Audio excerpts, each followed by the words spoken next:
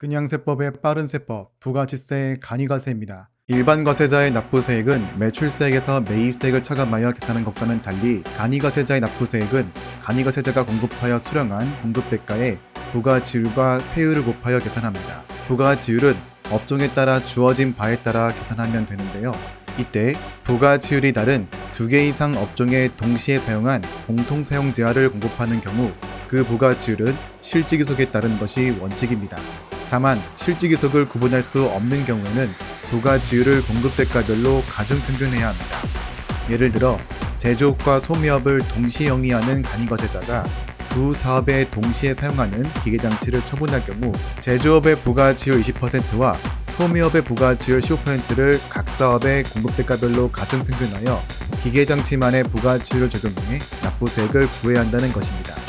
다음은 세액공제로 간이과세자는 4가지 세액공제가 있습니다. 첫 번째는 수취세액공제입니다. 일반 과세자가 매입 시 세금계산서 등을 수취하여 신고 시 합계표 등을 제출한 경우 매입세 공제를 받죠. 간이과세자는 매입세 공제 대신 수취세액 공제를 적용합니다. 간이과세자가 사업에 사용할 목적으로 재화 용역을 매입하고 세금계산서 등을 수취하여 이후 신고 시 합계표에 제출하는 경우 제출한 세금계산서에 적힌 공급대가의 0.5%만큼 납부세액에서 공제됩니다. 이를 매입세 기준으로 환산할 경우 매입세액의 5.5%만큼만 공제되는 꼴이 됩니다. 다만 해당 재화가 과세사업과 면세사업에 동시에 사용할 목적인 공통매입세액인 경우 일반 과세자의 공통매입세액의 안동규정처럼 간이과세자의 해당 과세기간의 과세 공급대가 비율로 안분하여 수취세액 공제를 계산해야 합니다. 두 번째는 신용카드 매출 전표 등 발행세액 공제입니다. 이는 일반 과세자와 동일하게 신용카드 매출 전표를 발행한 공급대가의 1.3%만큼을 연간 1,000만원 한도 내에서 공제해줍니다. 세 번째는 전자세금계산서 발급 및 전송에 대한 세액공제로 이 공제도 일반 과세자와 동일하게 발급 건당 200원씩 연간 100만원을 한도로 세액공제되나 2013년 7월 1일 이후 공급분부터 세액공제가 적용됩니다. 마지막은 전자신고 세액공제로 일반 과세자와 동일하게 확정신고 시 1만원이 세액공제됩니다. 다음은 간이과세자의 신고 납부 절차입니다. 먼저 간이과세자는 전체 과세기간 1년 중 앞선 6개월에 대한 세액을 예정고지받는 것이 원칙입니다. 관할 세무서장은 해당 간이과세자의 직전 과세기간 납부세액의 50%만큼을 고지하면 간이과세자는 해당 세액을 예정부과기한인 7월 25일까지 납부하게 됩니다. 다만 예정부과세액이 50만원 미만이거나 올해 7월 1일부터 일반 과세자로 전환되는 경우 또는 납부기 연장 사유에 해당하는 경우에는 예정부과세액을 징수하지 않습니다. 그리고 예외적으로 간이과세자도 예정보지가 아닌 예정신고할 수 있는데요.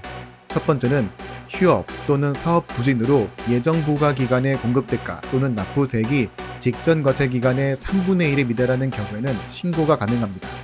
두 번째는 해당 간이과세자가 세금계산서 발급 의무가 있는 경우 예정부과 기간에 대하여 의무적으로 신고해야 합니다. 간이과세자 확정신고 시 신고납부 절차는 일반 과세자와 동일한데 간이과세자에게는 납부 의무의 면제 규정이 존재합니다. 해당 과세기간의 공급대가가 4,800만원에 미달하는 경우 간이과세자는 납부 의무가 면제되어 부가치세를 내지 않습니다.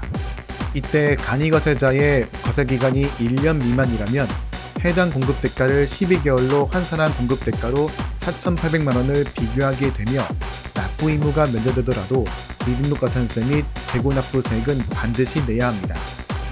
또한 이러한 납부 의무 면제 대상 간이과세자가 자진 납부한 경우에는 세무서장은 받은 세금을 반드시 환급해야만 합니다. 마지막으로 재고납부세액 및 재고매입세액입니다. 만약 공급가액 1,000원짜리 재화를 사업에 사용할 목적으로 매입할 경우 일반 과세자는 자신이 부담할 매입세액 100원을 전부 공제받습니다. 그러나 간이과세자는 매입세액 공제가 아닌 수취세액 공제를 적용하므로 공제받는 세액은 전체 매입세액의 5.5%에 해당하는 5.5원이 됩니다.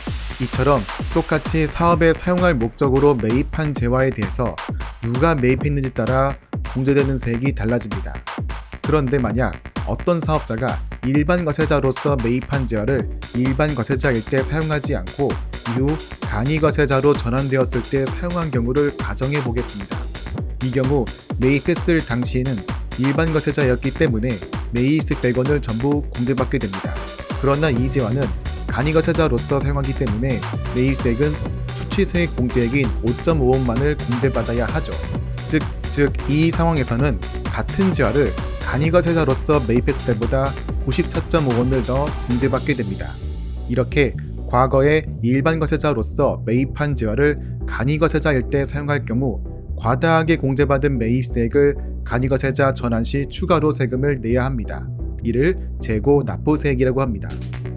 반대로 간이거세자일 때 매입한 제화를 일반 거세자일 때 사용하는 경우 일반 거세자일 때 매입했다면 100원 전부를 공제받았을 매입세액을 간이거세자의 수취세액 공제를 적용받는 바람에 5.5원만 세액에서 차감됩니다.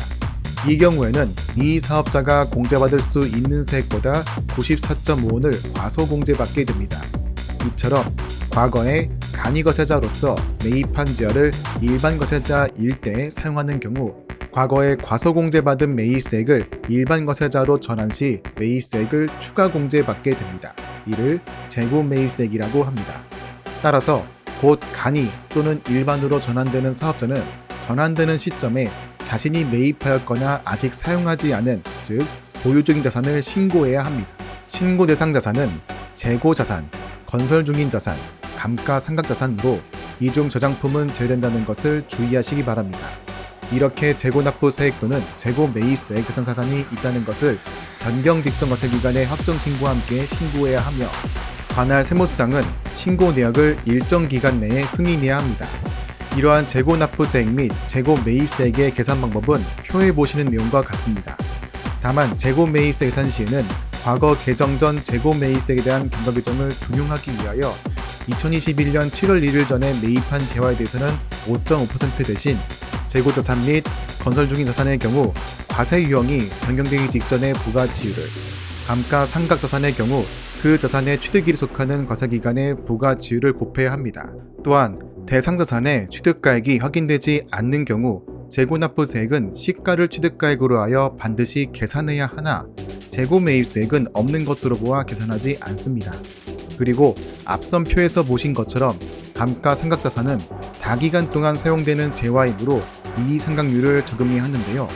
일반 거세자에서 간이거세자로 전환되는 재고납부세액은 일반 거세자일 때의 과세기간을 고려하여 건축물은 5%, 이외 자산은 20%의 상각률을 적용해야 하나 재고매입세액의 경우 간이거세자에서 일반 거세자로 전환되기 때문에 간이거세자의 과세기간을 고려해야 합니다. 즉 6개월이 아닌 1년을 기준으로 고려하기 때문에 상각률은 일반 거세자의 2배인 10%, 50%가 적용됩니다. 준비된 내용은 여기까지입니다. 더 궁금한 내용들이 있으시다면 책방 끝! 영상이 좋으셨다면 구독 및 알람 설정, 댓글 부탁드리겠습니다.